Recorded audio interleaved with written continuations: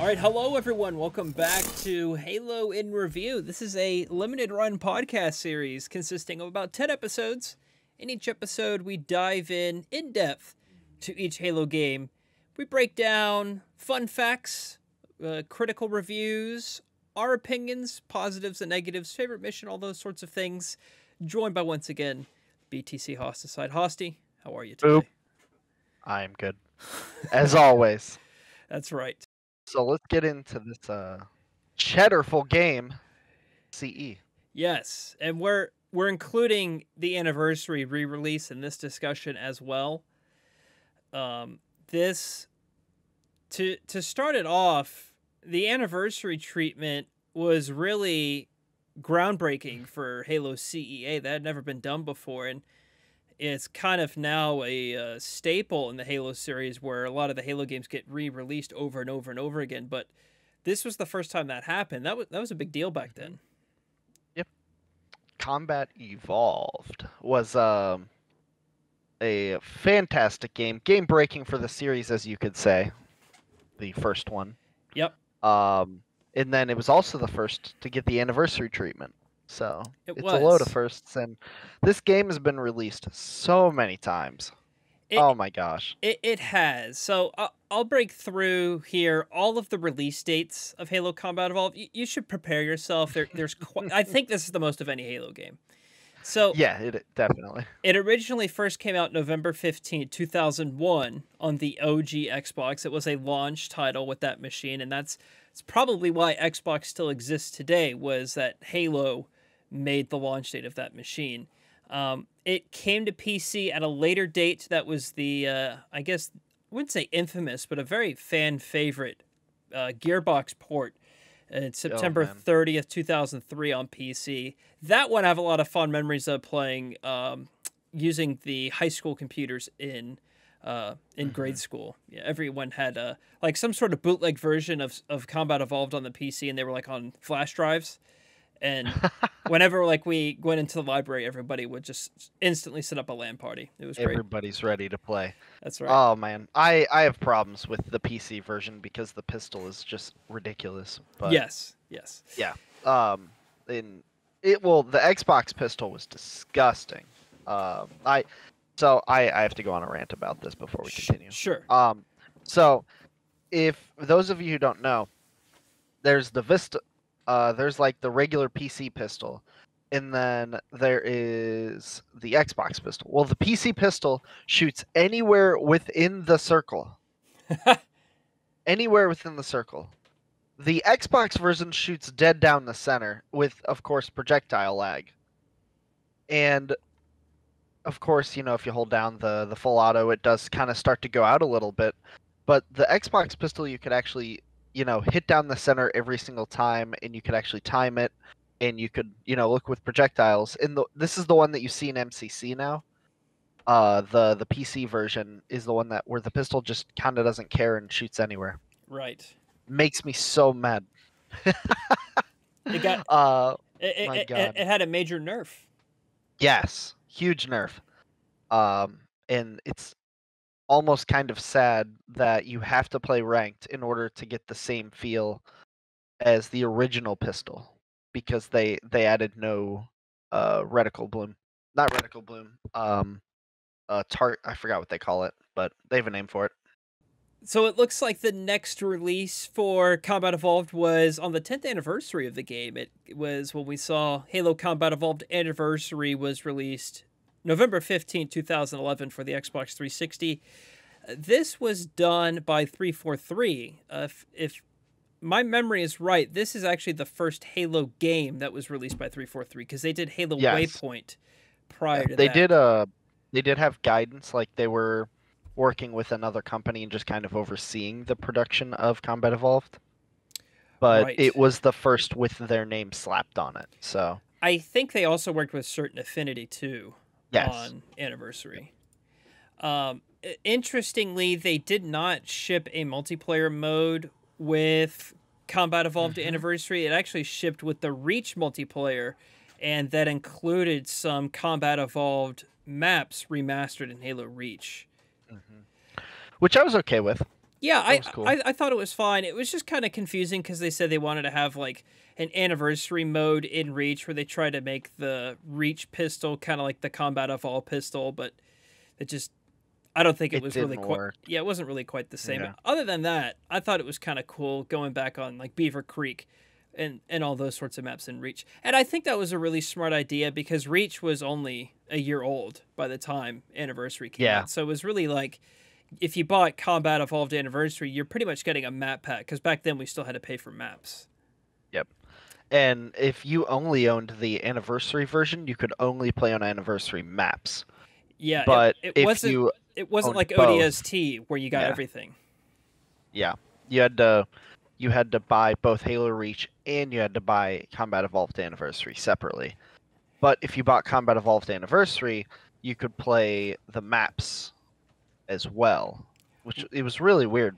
It So you was. would have two different games searching the same matchmaking, basically.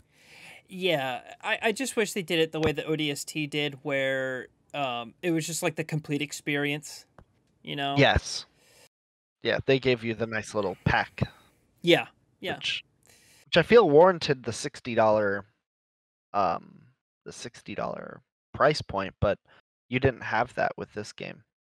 It was Combat Evolved and then a couple maps to play on. So It was quite interesting to see how much of a graphical jump just the 10 years have done from 2001 to 2011. I don't think the jump has been substantial between 2011 to now. If you were to go from, the 10 years from '01 to 11 it is more significant than 11 to 21, if that makes sense. But no, that it doesn't stop there. The releases kept on going. Just 3 years later, on November 11th, 2014, Halo Combat Evolved was released again, and so was the Anniversary Edition. That was included in the Master Chief Collection. You could argue that that doesn't count because it didn't work at the time, but this was the first time ever that Combat Evolved's multiplayer was natively available on console. The only way to play Combat Evolved's multiplayer for 13 years after release was only on PC, which is quite incredible that it took that long. yeah, and that was fantastic. Like I was actually able to experience. So I didn't have a PC at the time. I only played it on console. So being able to go in at that point was just weird, honestly, because I'd never experienced it before. I only experienced LAN. But right, yeah, I guess you could always play it on LAN on console. I guess I never thought about that, but yeah, to do real matchmaking, that was the only way to do it, and it still is on console. I mean, of course, now you can do it on PC. Speaking of which, November 3rd, March 3rd, 2020, the Master Chief Collection landed on Steam, and they went in chronological order. So prior to March 3rd, 2020, they started with Halo Reach. The second release in that collection was Combat Evolved. So the way that they did MCC on the Steam release in particular was they would release games individually pretty much when they were ready. It wasn't a specific cadence. It wasn't like, oh, every 3 months you're getting a game in the collection or whatever. It was really just when we're done porting it to PC is when it'll come. And so March 3rd, 2020 was when we saw Halo Combat Evolved and its Anniversary Mode launch on Steam. Final release and the most recent release, I don't know if this really counts because I don't think anyone cared, but November 17th, 2020, it formally natively came to Xbox Series X and S via an update to the Master Chief Collection, and this gives it the cheddarful 120 frames per second frame rate boost. And that's where we stand today. Speed boost. I don't know if they'll ever release this again. I feel like definitively it is widely available. Of course, it's part of Game Pass with Master Chief Collection. You can still go on eBay and buy the OG CDs for PC, or people still play their OG Xbox copies. So I don't foresee anyone re-releasing Combat Evolved again. But yeah, I could be wrong. It could get the Skyrim treatment. You never know. It could be. Get it on a smart fridge. That's right. That's right. Oh man. Let's get into the finer details of Combat Evolved. It Yes. was developed by Bungie. It was not Bungie's first game. They were previously known for their Marathon series, among others. But this was Bungie was acquired by Microsoft after they saw Halo being unveiled. The critical reception was extremely very positive. Hosty, what were the scores from the critics? Man, the critics just had a lot to say about it. So everyone basically scored it a 97. Well, in some cases, IGN's a 10-point scale, but IGN had a 9.7 out of 10. GameSpot was the exact same as IGN at 9.7 out of 10. Metacritic had a 97 out of 10. Sorry, 97 out of 100. You know, 'cause then it would be 9 times better. Right. But overall, super positive, especially for the time. Like that was the reviews were groundbreaking, and this game sets up the incredible hype we'll hear next episode of Halo 2. Yes. Like, you'll hear some great fun facts about that game, but this one's started the ultimate LAN parties. This game Oh my revolutionized so much about so many different aspects. It revolutionized the genre. You know, FPSs were not readily accessible on console. They were really only on PC. What would you say the other best FPS is? GoldenEye? Before that? GoldenEye was really the only like huge one at the time, and as well, this game created the modern controls for all FPS games. You know, the look with the left stick and the the moving with left stick and the looking with right stick. Right. And and then have all of the buttons up top, and it's been the same ever since.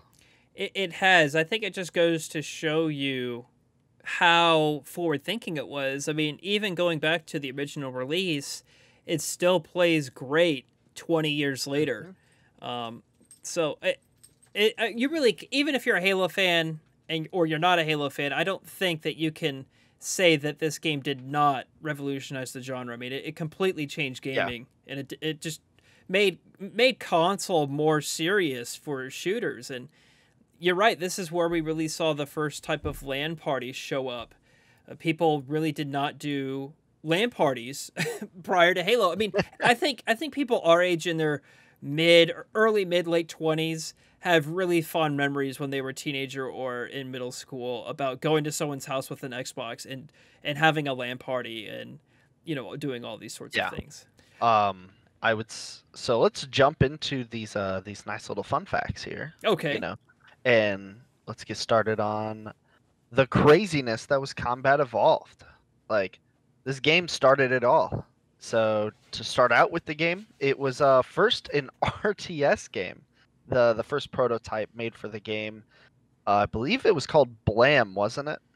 I actually don't know what the prototype was called. I know they named one of the prototypes that eventually became Halo. At one point it was Blam, but I know that they were working on other games. Yep, it was that was the code name for Halo Combat Evolved before it was released. Oh, there we go. There you go. Took a quick 2-second Google. So RTS games were quite popular back in those days. So you just kind of had to understand the times back then. Age of Empires was doing really, really well. You had StarCraft 1, the older Warcraft games. There was even other games like Empire Earth. I mean, there were just a lot of popular real-time strategy games back then. So that was kind of the hot new craze, I guess. Command & Conquer was doing really well around that time too, which is hilarious because RTS is completely dead 20 years later. Yeah, RTS is gone, and Halo is still around, and FPSs are still around. As well, just to add to the whole Blam thing, the game was originally called Monkey Nuts before Blam. So that's horrible. That's cheddarful. I didn't know this one until I researched it. I don't think I knew this fact till a couple of years ago, but it was first unveiled by Steve Jobs actually for the Mac. Yep. That's actually quite cheddarful if you think about it. So he saw, the game, and he's the one who, originally first unveiled it, like you were saying, and then Microsoft bought it, and now it's Microsoft's prized possession. How Yeah, does that feel, Steve Jobs? yeah. That's quite Well, an interesting classic speaking of Halo. corporate maneuver there, I'd say. Um, Yeah. and then there's a fact here that the original title is supposed to be just Halo, but Microsoft wanted to emphasize the subtitle Combat Evolved to describe the type of game it was. And I usually hate subtitles, like, for example, Halo 5 Guardians makes me cringe. Yeah. But I feel like since this was such an important title for the genre in the series and for gaming in general, I actually do like this subtitle. It really Yeah. did evolve combat in games. It did.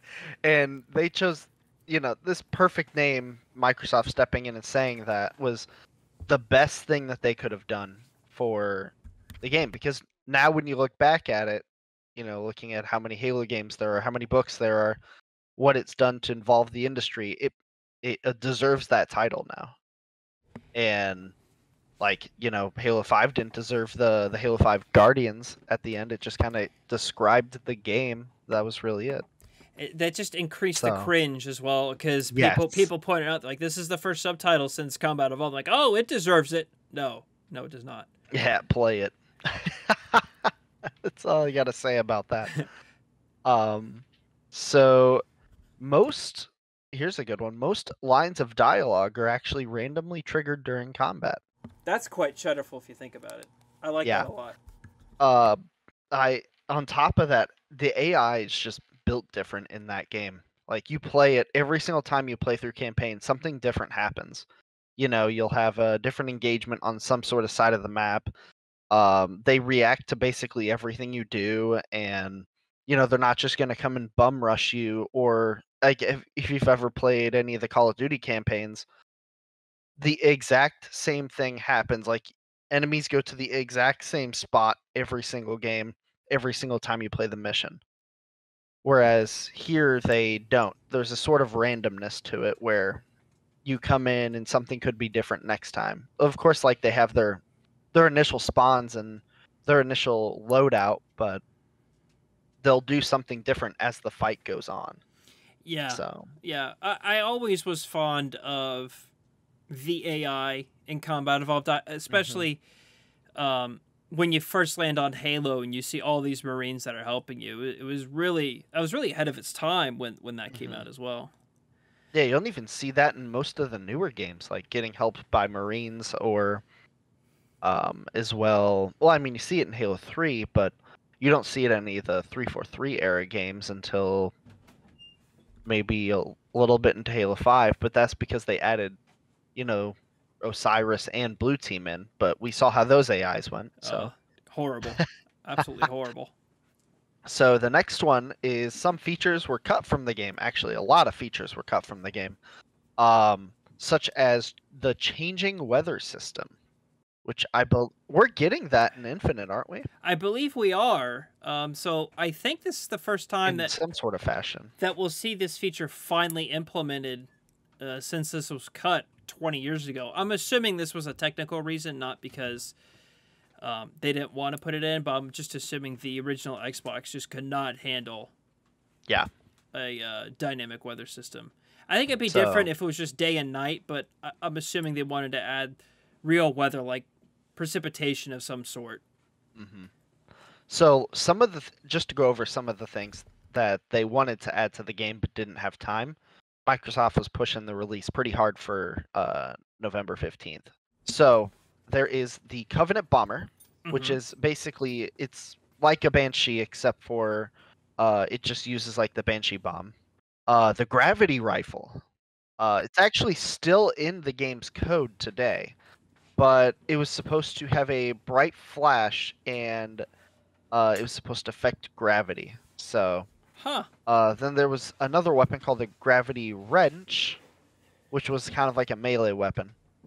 But that got turned into the flamethrower later on, along as I'll go through it a bit quicker here, but they wanted to add a machete, which is the machete you see actually on the shields now, like sword and board or on the legendary symbol, those machetes were actually in the game in Combat 1 in the code.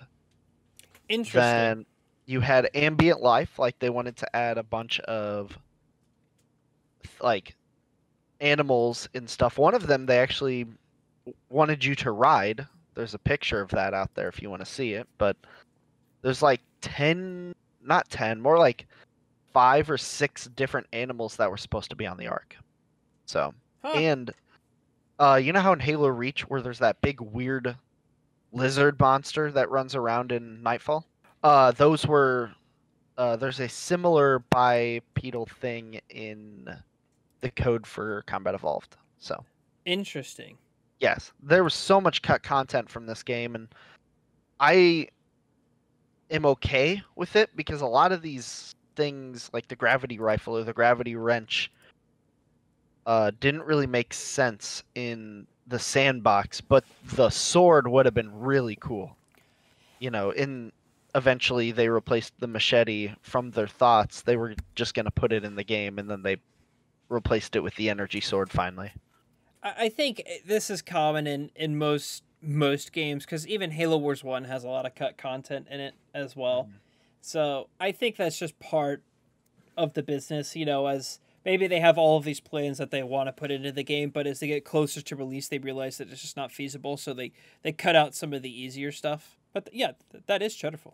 So, next part. Online multiplayer from the first game was cut because Xbox Live was not ready by the time the game launched. Yeah, didn't Xbox Live launch with Halo 2? Um, Or was it a little bit before that? I think it launched a little bit prior to that. If memory serves me right, they actually wanted Xbox Live to launch with the console, but it just simply was not ready. And so, since Combat Evolved was a launch title for the console, there's a cut feature. I'm assuming the reason why Bungie didn't put it in once Xbox Live released is because that they were pretty much working on rewriting all of Halo 2. As it's a pretty famous story, Bungie had to pretty much start from scratch on the development of Halo 2 closer Yep. to the release. So that's probably why we never got it. And then once after Halo 2 was out, that just started the whole multiplayer craze, and it probably would be, it just would kind of be anti-competitive against themselves to add that. So it's kind of cool though. Like if you were to buy an Xbox when it first came out, that Ethernet port literally did nothing for like a year or two. Yeah, for the most part it didn't really do anything except for if you wanted to do a LAN, but it couldn't actually connect to the internet. It Right. could only connect to like the router, and then that's as far it would get. But so yeah, it was released actually. Xbox Live was released exactly 1 year after Combat Evolved came out. So Interesting. yep, same day. So I guess they were kind of looking to do something like that, or maybe originally had planned for having them release similarly, but I don't know. Cringe. Cringe. My last one I added on there to fun facts. I know you probably didn't see it. Machinima started on Halo CE. Well, as the classic Machinima films that we know today. I should say like Red vs. Blue was on Halo 1. That's where Rooster Teeth basically started. The entire industry at that point. Then you have Halo Jump, the first video. If you've never watched it, it is a piece of Halo history that you need to go see. Super simple video, just a guy launching warthogs with plasma grenades. Very cheddarful, and definitely worth the watch to feel a little bit more nostalgic, I would say. And that stuff lives on today with many other Man. content creators. Yeah. I feel like anyone who's active on YouTube knows what a machinima is. Yeah, they were crazy back in the day. Like you would see them everywhere almost. Yeah, red versus blue is not what it used to be, but there was a heyday of Yeah, when it was really good. And, like and you would actually see it like in bookstores, like selling the DVDs and stuff. hmm which is crazy. You'd never see that with any normal game, um like even today, you Right. wouldn't see anything like that crazy. It was just a fad almost, but the fad stuck for I don't know how many seasons did Red versus Blue have. Too many. Yeah, they should have stopped at 8, but that's just my opinion. So that does it for the fun facts. Let's go into our individual opinions. We're going to go through our favorite memories, our favorite mission, the cringe compilation moment, and positives and dislikes. Hosty, what's your favorite memories from Combat Evolved? So I would have to say the memory that started it all for me coming and playing this game, from Halo 1 all the way to Halo Wars 2. I used to play RuneScape. I still do. And for those of you who have never played the game, it's just an MMO, like World of Warcraft. But I go over to my friend's house because he has 2 computers, which is nuts for the time. So I go over there, and I'm like, okay, let's play. But ends up being like, his brother comes home. He's like, hey, dude, I have this cool game. Let's all play it. And so we all take turns on the mission Halo in driving the Warthog around. And I specifically remember in the bridge room on the mission Halo, him putting the Warthog on the edge, and I'm on the turret, and I'm stuck there. And then he just walks away and goes on with the mission. Wow. Just leaves me there to die. Yeah. But yeah, that specific memory there is what started it all for me. So I've been a fan since for basically my whole life. So what about you?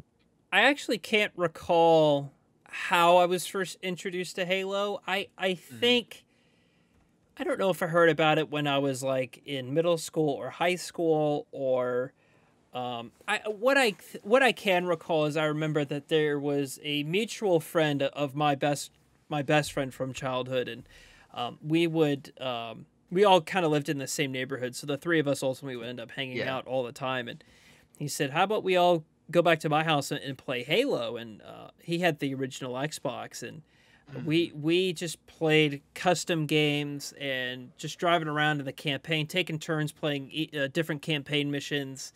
And so I actually don't think I played a Halo game until we played Halo 2. But we would switch off between Halo 1 and Halo 2. So I think we played Halo 2 for a few hours and then switched over to Halo 1.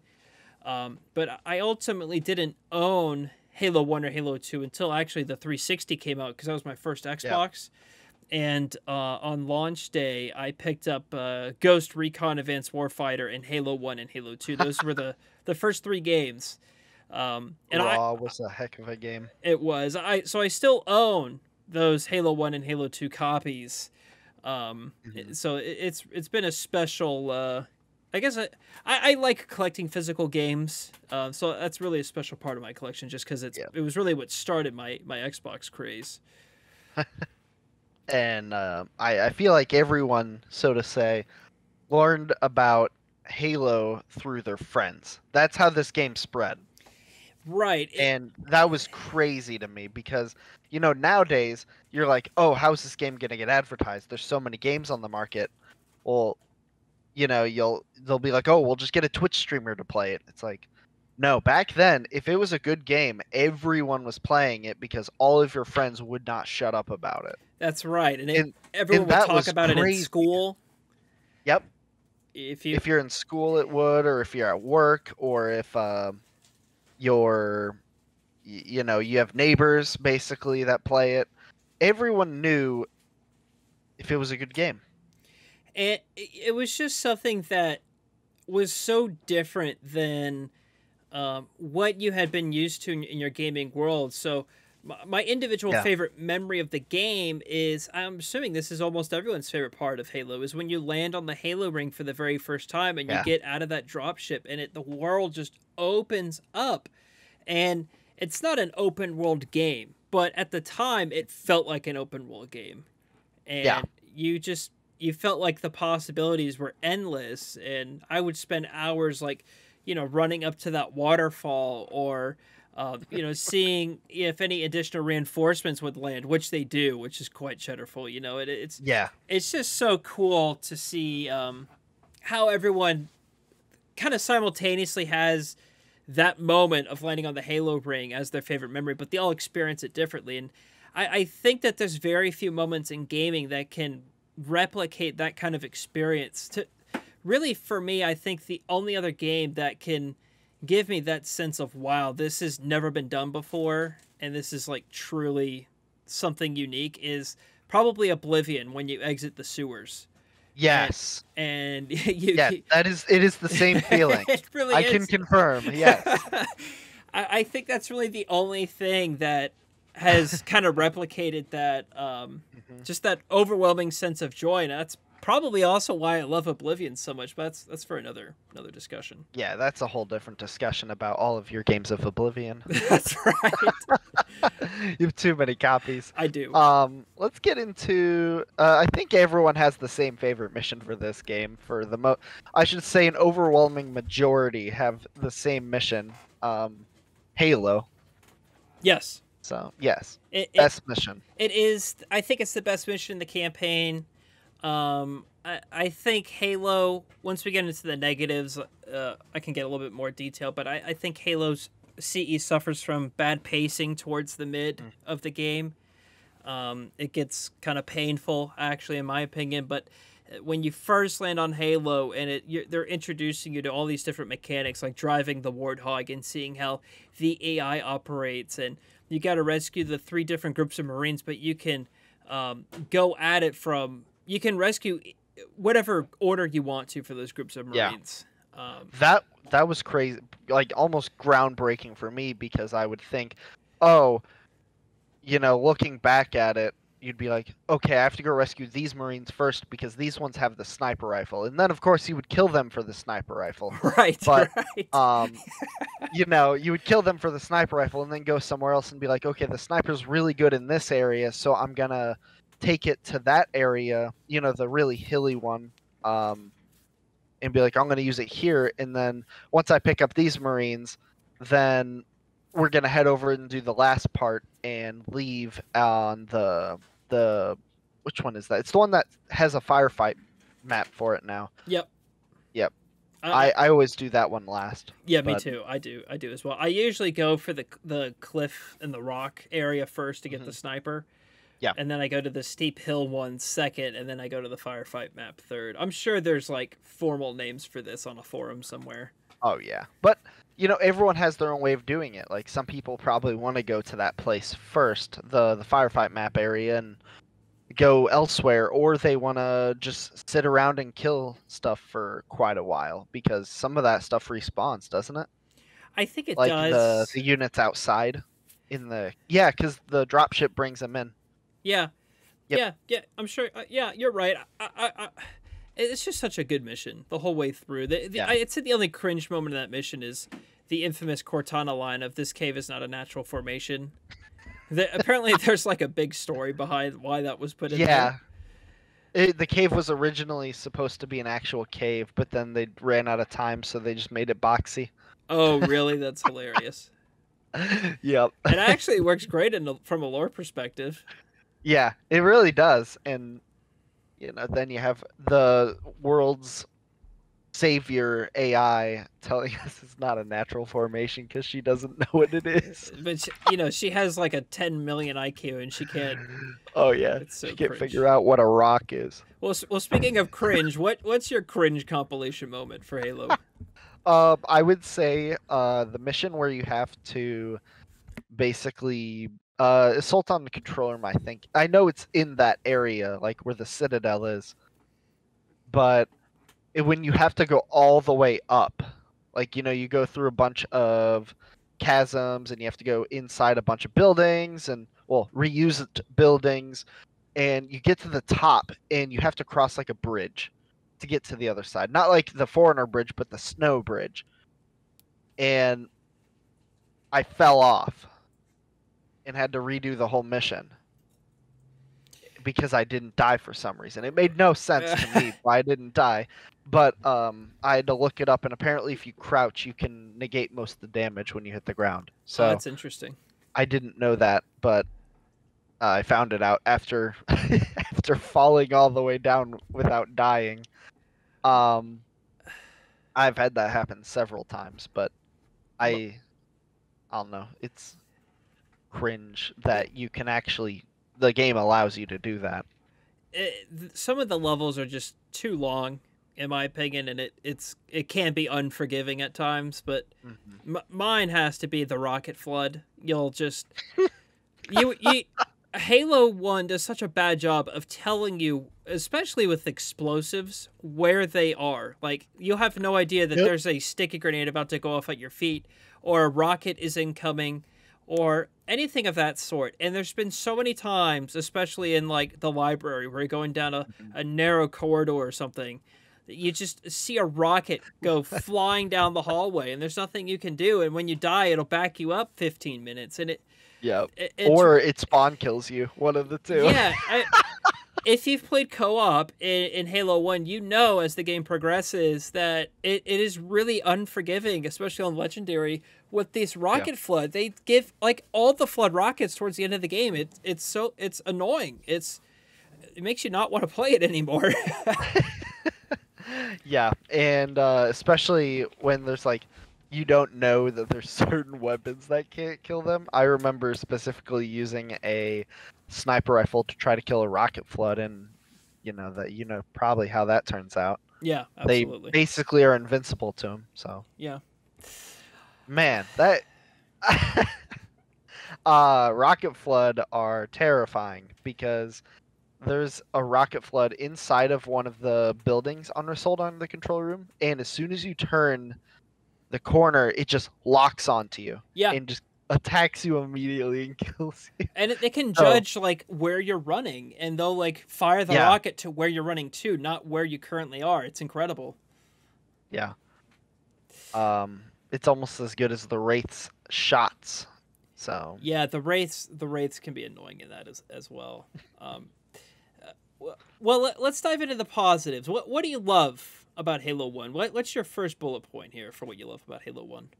Halo 1. I would say the number one thing I would have to say, you did mention earlier that you don't like how long the missions are. I will say the opposite. I love how long the missions are because back then you didn't have multiplayer to play for thousands of hours. You had the campaign, and because the missions were so long, there was so much you can do. There were more weapons, more enemies, more areas to explore. Even if you didn't want to complete the mission, like you already completed the game and you just want to go back and chill. And there's a bunch of places you could go to. You could go to a campaign mission or go to a map. Or I liked how long the campaign was because it felt like it made sense to have it that long. There's a reason that this game didn't have a 45-minute campaign like some of the older games, and then the rest of it is just play with your friends at home, It gave the single-player games, the single-player people that don't have any friends, it gave them something to do, but you could also do it with a friend if you really wanted to, or go into LAN. So everyone had options, and I feel like that's something that Halo really excels at even today with Forge and custom games, in the combination of both, because it gives people more options. And even Microsoft is going more into that direction, including as many people as possible, with like their accessibility and stuff. But that's a whole different thing. I feel like it just gave more options with having a longer campaign. From there, I would say sandbox. The sandbox was insanity. because I always thought the plasma rifle was, absolute just trash. And then I realized what it was used for. Right. All of the weapons have a unique use. Like you have the plasma rifle, which just shreds elites, and then you just switch to the pistol and one-hit him. You have the plasma pistol, which is used for taking down shields. Again, but it's a quick time to kill, so it's kind of like it creates the noob combo. You have the assault rifle, which is just shreds down flood, no matter what. Shotgun, you have close range, hard hitter. Everything has its own use. There's no gun in Halo 1 that is useless, because even the needler is useful because it tracks. If you're far enough away where you can't hit somebody, but the needler will track onto them, then you have your gun for that situation. I would say next thing would be multiplayer LAN. I think we covered a lot of that, but the fact that you could get up to 16 people and play a game in 2001 Yeah. on an Xbox, like on a console, that's insane.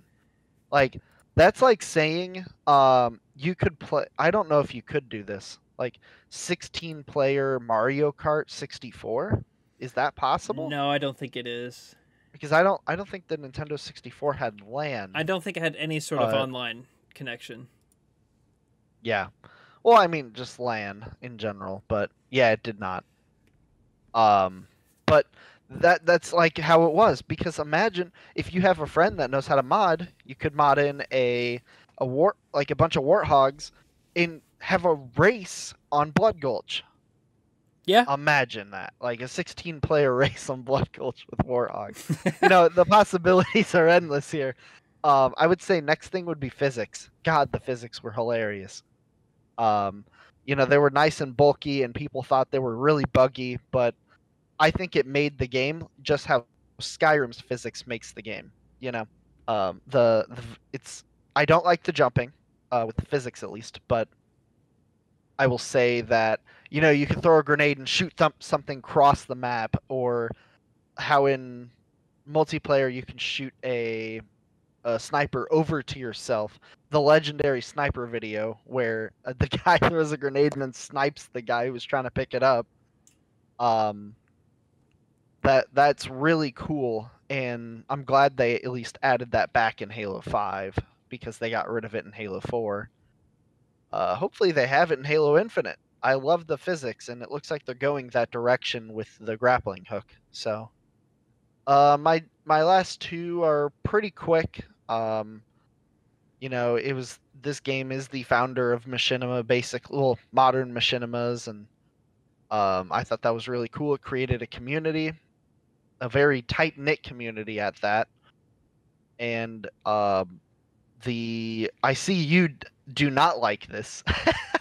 No. But how everything's felt familiar. You go into a building, a Forerunner building, and you see that, oh, I've seen this before. I know how these buildings work. But there's a small twist to it this time, where you have to go left instead of right, or the arrows aren't pointing the right way. Something along those lines. It all looks very similar, but the architecture makes sense in that context of, it's a Halo ring. It's supposed to be big and artificial, so everything looks the same. But I want to hear what you have to say. I just went on a nice little rant of what I like. So that's totally fine. So starting off with my positives is, I like that this. How should I word it? I like that this is the beginning of an epic series. You just knew when you played Halo 1 that the story was not over, especially at the ending of the game when Master Chief said, I think we're just getting started. That was just such an epic way to, start a saga. And I'm glad that it's not just a trilogy, and Microsoft knows that it's their best, IP, and that they continue to make games. And for better or for worse, the series has continued, and I think we're going to see finally a true sequel to Halo 3, like 14 years after the game came out with Halo Infinite.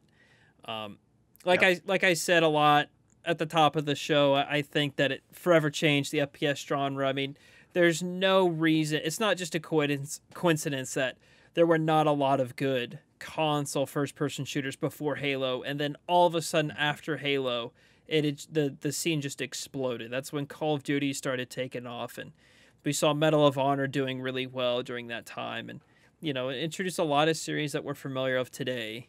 Halo 1 really encouraged the player to discover the levels for what they were and kind of understand the mystery and the lore.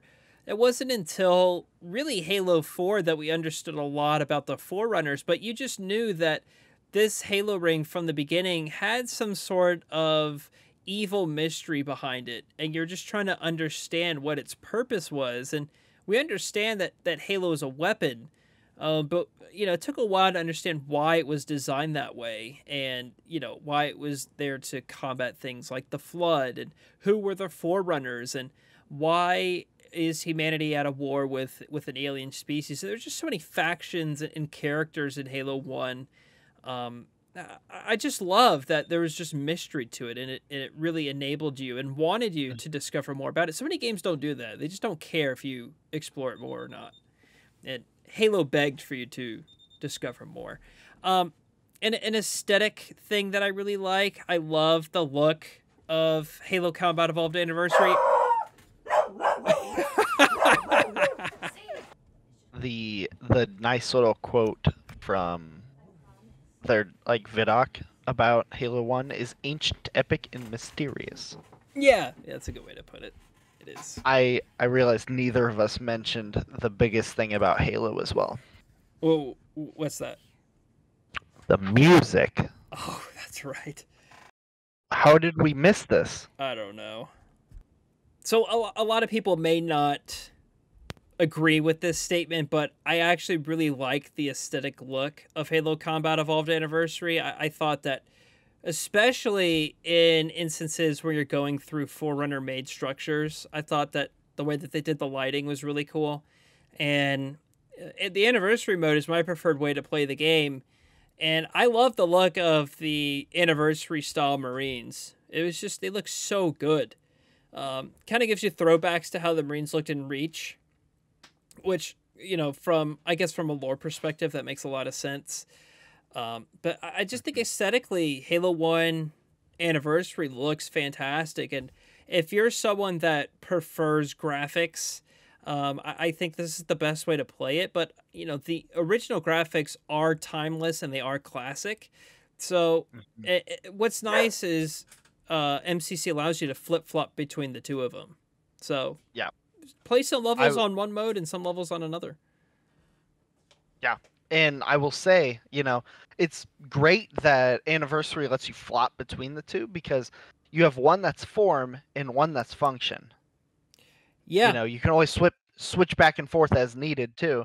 So if you don't like the way, it feels too crowded, you can always just switch back to the graphics with the old graphics with a push of a button, and boom, it's just all basic again, and it's great.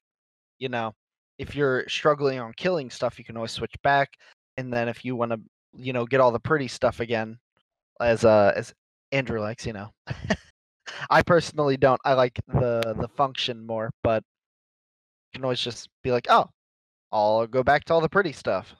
All right, so I guess I'll just get into what I dislike about the game. A lot of my dislikes are pretty solid, I think. So I do not like how often weapons spawn in multiplayer. Overshield always spawns on the dot every 2 minutes on most maps. In some maps, it spawns every minute. And that's ridiculous, because on those timers, you could possibly just wait at the overshield and pick it up again. Or the fact that sniper spawns almost every minute and the rocket spawn every 2 minutes on the dot. So if you still have that rocket left, you can, and the new one spawns in 20 seconds, waste your rocket, pick up another weapon, then pick up the rocket again. You have 4 more shots every 2 minutes. And if they're hiding because you have rockets, well, too bad. it's not gonna work. So, the game is punishing you for trying to stay alive, so to say, if you're running away from your opponent. I had no Well, idea that the power-ups were yep, dynamically timed like that. yep. They time on the dot. So at 18 minutes, 16 minutes, 14 minutes, they spawn at that exact time every single time Wow. without delay. It's I guess I that's probably part of just of the technicality of the times. You know, yeah, they just didn't know any better. it's definitely victim of the times. Yeah. For that case, and I guess down the lines they made it a lot better because you can, in Halo 3 it's more dynamic where you can actually dirty the weapon and force it to spawn at a certain time because that's just how the spawning system works in Halo 3, but it's not supposed to work that way originally. There's a lot more variance in the weapons, and as well, they don't spawn every minute like they do in CE, where there's a huge focus on power weapons. It's more of a focus on hitting your individual shots. So, my next thing is that there's a lot of problems with Anniversary. There's a huge video. I think it's like a 30 or 40-minute video out there that talks about what Anniversary did incorrectly that actually ruined the original graphics of the game. I don't know if you've ever seen this, Andrew, but I have not actually. oh my gosh, they ruin a lot. So they ruin like the dynamic lighting. They ruin the side. It's like the walls. It's like oscillation. So the walls in original CE have texture, but it's not like just typical wallpaper, throw it on the wall, but they actually have physical texture where like things stick out of them and there's indents in the wall, and that's why stuff gets stuck in them sometimes, in like spins and circles. It makes that Interesting. super. Yeah, so they completely just cut that out in the Anniversary version of the game. As well, Jackal's shields did not change color as they took damage. The There was as well the barriers, like the Covenant shield barriers, do not do that as well. That is something that 343's actually had to physically fix in MCC because Anniversary just scrapped all of those cool little quality of life things that the game had in it. I would say if the graphics were still good, like as they are in Anniversary, and they had all of that dynamic and oscillation and the really small details that Halo Combat Evolved originally had, I think it would be a perfect port. But since it doesn't have that, I personally don't like Anniversary. I prefer the original because of that. Yeah. So Um, we actually disagree on that because I love yeah, the Anniversary graphics. yeah, and I hate them. Fair So enough. we can fight about that all we want, but No, no, that's totally fair. I completely yeah. understand that that a lot of people are not fond of the Anniversary Hmm. graphics mode, and that's totally fine. I can understand that. I could.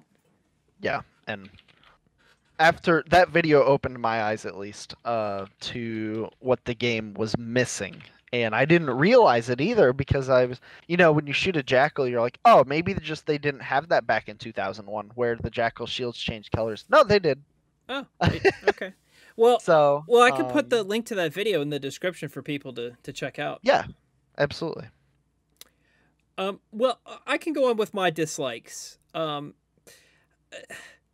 try not to be hard on this game because it is a product of its time, but I really just do not think that Halo 1 is the best game in the series. I know a lot of, I would say probably the majority of people would probably say either Halo 1 or Halo 3 are their favorites. I just do not think that Halo 1 is a better game than Halo 3. From I guess a mechanical standpoint of how the game operates, there's a lot of the mechanics of Halo 1 that drive me nuts And the first is the movement system. I just am not a fan of the movement system. I find it floaty, inconsistent. I swear to you, I'll hit jump on my character when I'm playing, and my character will not jump. Sometimes I jump and I feel like I'm floating in the air for too long. Sometimes I feel like I'm running even though I'm not moving my analog stick. I just do not like the movement at all. And if you die and you're spectating your friend, just watch how their character moves. It's insane. They're like moving and their legs are not actually moving. You know what I mean? If you spam the reload button, your legs actually stand still while you're moving forward, so you're just floating forward. And you only have like one death animation where you're just flailing your arms, and then like when you hit the ground, you kind of like do the spinny roll thing because you have to like position your body a specific way on the ground. I'm not a fan of that at all. I don't like a lot of the levels in the game. I think everyone can agree that the library is just a horrible mission. It's absolutely horrible. I think it actually like ruins part of the enjoyment of that campaign, which is the exploration and the mystery. And in the library, you don't have more than like 2 seconds to stop moving because you're getting just completely bothered by flood the entire time. And you have to keep moving in the library, and it's horrible. I hate that level. Go ahead. Yeah, I would say it completely ruins the original Halo formula that you have in every other mission, because you're given choices. You can go certain ways. There's multiple corridors, or there's it's countless ways to get to each different place. You have that in the first mission, Halo, like we were talking about, and library just botches all of that, throws it all out of the window. It does. I think we're really glad that the rest of the game is so good, because if the entire game was designed like how the library is, I don't think Halo would be as important to gaming as it is today. That's how bad the library is, in my opinion. The library feels like a typical FPS campaign mission versus a Halo campaign mission. I would say it's a good way to describe it. I feel like the campaign is the strongest in the beginning, and then it falls completely flat towards the middle, and I'd say kind of towards the end. Yeah, I feel that. Even the last mission, there is this grand purpose that you have, trying to get off of the ring, but I didn't really feel that until the Warthog run. Right. When you're in the first mission again, in the Pillar of Autumn, I didn't feel any of that until I got to the Warthog run. The whole beginning of the mission kind of falls flat because you're like, oh, I'm back at the Pillar of Autumn. Okay, cool, I guess. But then, you get hit with some stronger enemies, and it kind of just runs through the whole mission again, because you start in roughly the same area and then have to run again to the to his place, the cryopods. Yeah, no. Where you meet Captain Keyes. The observation deck. Yes. You go there, and then you encounter Sparky Boy. So, Sparky Boy and his sidekicks. That's right. The campaign, in my opinion, just uses the same assets over and over again. In my opinion, I think that they did it to fluff the length of the game to the point where it is just mind-numbingly painful to they pretty much, even in anniversary mode, they didn't kind of fix this. It's the same assets in the same rooms with the same encounters. And then you go all the way through all of these corridors and hallways and elevators and waves of enemies, and then you flip a switch or something, and they go, okay, Chief, great, come on back. And then you got to do it again in reverse. Or sometimes you'll revisit the level later in the campaign, like you see the Pillar of Autumn again, like you were just saying. And